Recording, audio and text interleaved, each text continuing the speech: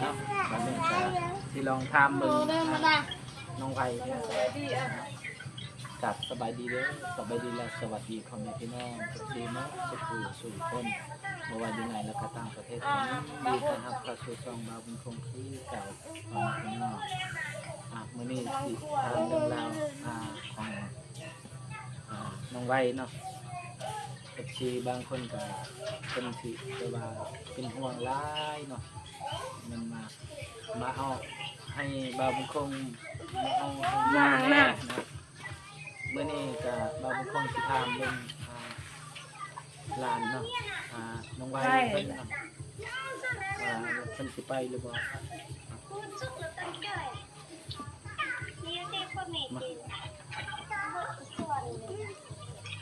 สบายดีไว้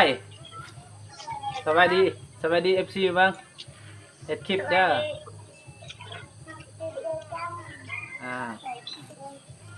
เป็นอะไรนะว่าเรื่องนะ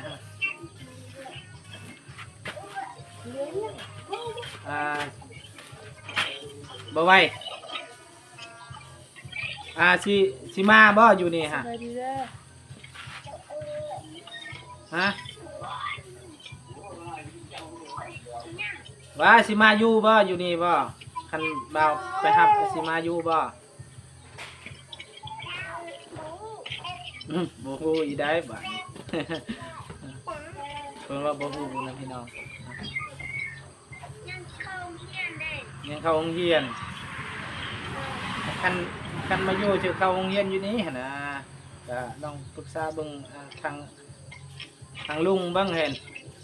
ว่าลุงจะให้อยู่หรือบ่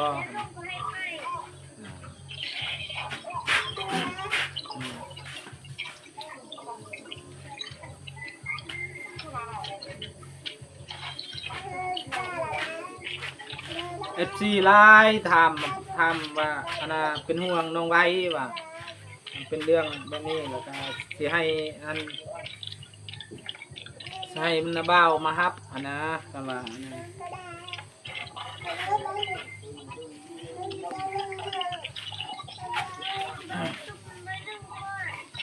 เบิ่งก่อนบ่เลย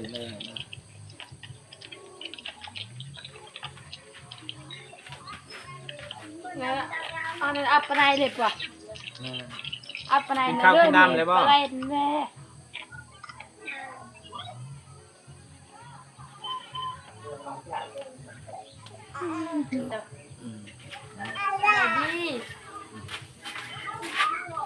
ก็คือแบบนี้แหละพี่น้องเอ้ยถามเพิ่นว่ากายยังบ่มีคำตอบก็ยังสิถามเบิ่งลุงก่อนนะถามเบิ่งก่อนเพิ่นสิให้มาอยู่หรือบ่นะก็เฮาก็เป็นห่วงสุดเท่านั้นแหละเป็นห่วงแต่เพิ่นว่าถามลุงก่อนปรึกษากันก่อนกินข้าวเลยบ่ไวกินข้าวแล้ว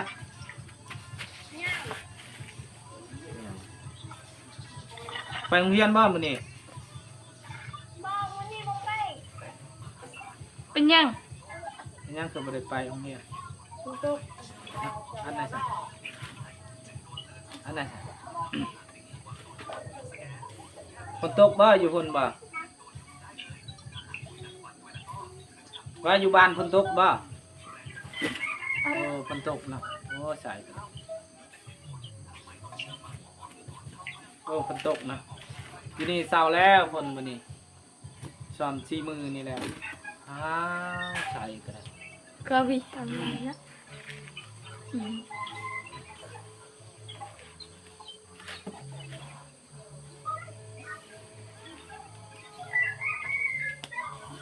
แล้วก็เศร้าปองมีผู้ใหญ่ผู้หนึงว่าเราถามว่าน้องไว้สิมาอยู่บ่เพิ่นฮับแบบว่าอันนั้นนะอยู่โรงพยาบาลบ่แม่นสิมาอยู่บ่แม่บ้านนะโดย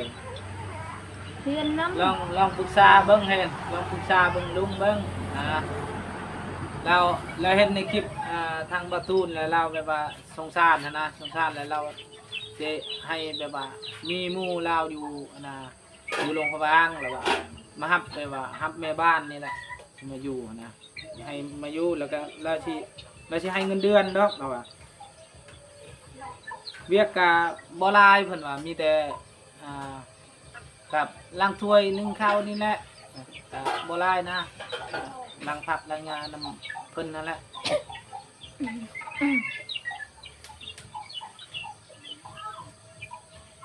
แต่ก็เวียกก็บ่หลายแบบว่าเพิ่นก็เป็นห่วงก็เป็นแบบว่าเรื่องราวเป็นแบบนี้นะทางน้าสาวเจ้าอยู่นี่ก็น้องดาวก็มื้อนั้นเราประสบการณ์เรื่องเจ้าในบางเตียงเพิ่นก็ตายเป็นไรนะ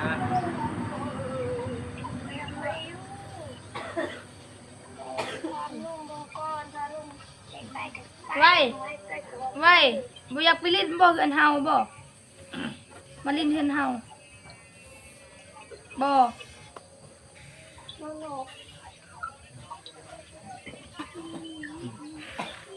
ไปลิ้นเฮือนเฮา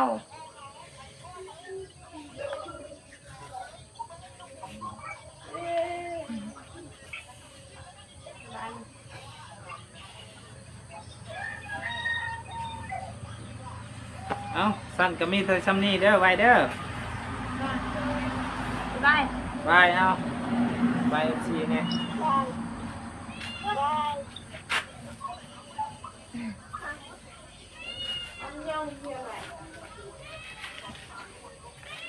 เจาะกอง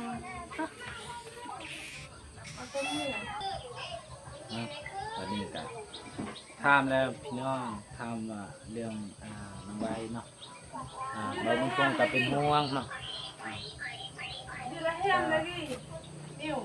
ร้านแม่ก็ซ้ำร้านเขาก็เป็นห่วงเพิ่นหนึ่งมาเพิ่นก็พ่อแม่ก็จากไปแล้วแต่พ่อยังอยู่แต่ว่าเพิ่นเอาเมียใหม่แล้วเพิ่นเอาเมียใหม่แล้วก็บัดนี้พ่อเราเพราะว่าเอาเมียใหม่บัดนี้ลูกเราก็หลายคนนะพี่น้องบัดนี้หลายคนแล้วก็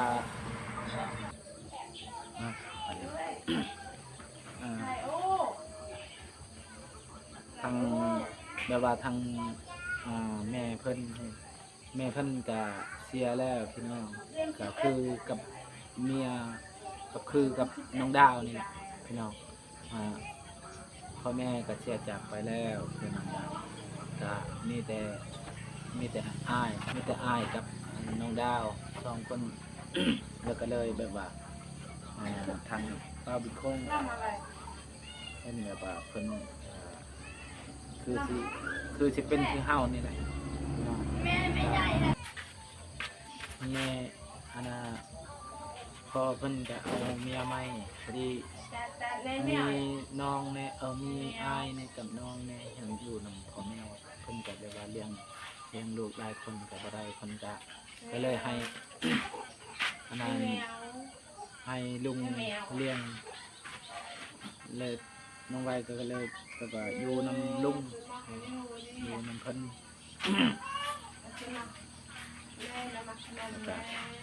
ก็เป็นคงกับสุดแบบว่าได้ยินข่าวว่าทางคนกับทางกระเพรานะเผาข้าวปูนั่นแหละข้าวปูอยู่คนกับคนลาวาที่ยังก็มาเป็นคงกับไม่ได้ฮู้ปันใดเนาะเรื่องราวถ้ามีโอกาสไม่นานเราเป็นคงที่ลงไปทำเรื่องราวนะไปด้วยตรงพี่น้องแบบว่ามีเวลาไม่นานแล้วเราเป็นคงที่ลงไปเยี่ยมพยายามเลยยามทักข่าวเพื่อนน้องพี่น้องแบบว่าโดนแล้วเราเป็นคงกับไม่ได้ลงไปเลยตั้งแต่เอาน้ำดาวแต่ประมาณได้ละ2 ปีทุกคน ก็ได้ลงไปตั้งแต่เอากับน้องดาวกับ มากระเทือนหนึ่งมีแต่ไปเช็ดคอ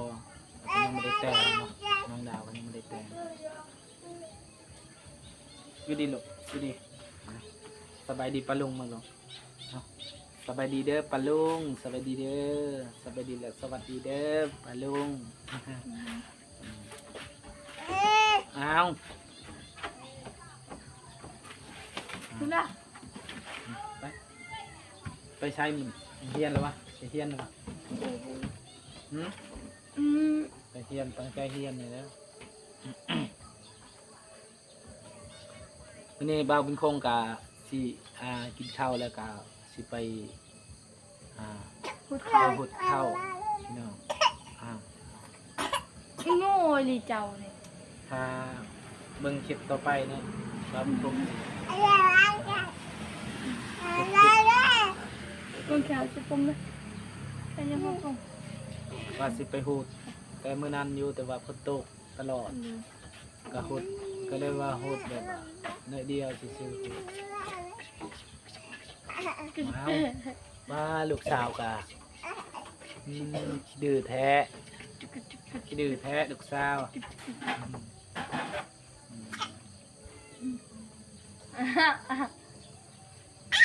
เอา bye bye bye bye บายเลย bye บายปลาลุงบ้างบายบายปลาลุง hay bài nụ mưa บายล่ะ sao bài đi บายบายดีล่ะบายดีฮะบายดีบายดีบายดีปลาลุง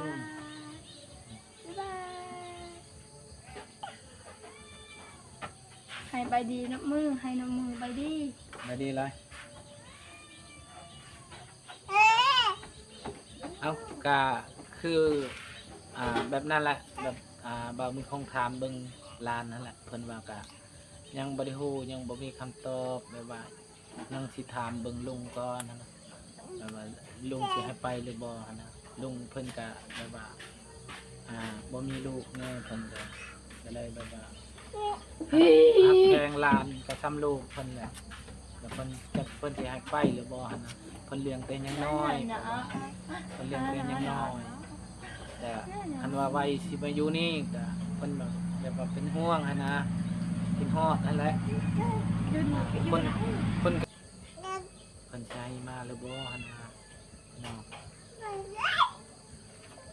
ได้น้องชาย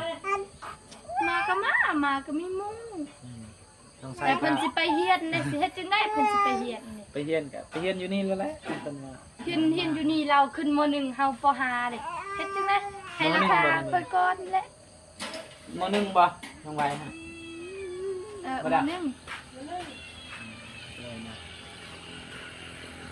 มีอยู่แต่ว่าก็มีใบยุกยายอีกแต่คนไปเรียนก็ได้แต่ว่าต้องมีใบยุกยายเอาแต่ ต้อ ค ง นมา มีใบมีหยังจึงสิเข้าเรียนอยู่ เยอะเขาเบาหรือเบากันจ้ะอ้าว อีนางนี่แหละเป็นมือเขาอีนางไปเฮียนนำเฮาบ่ได้เจ้ายังน้อย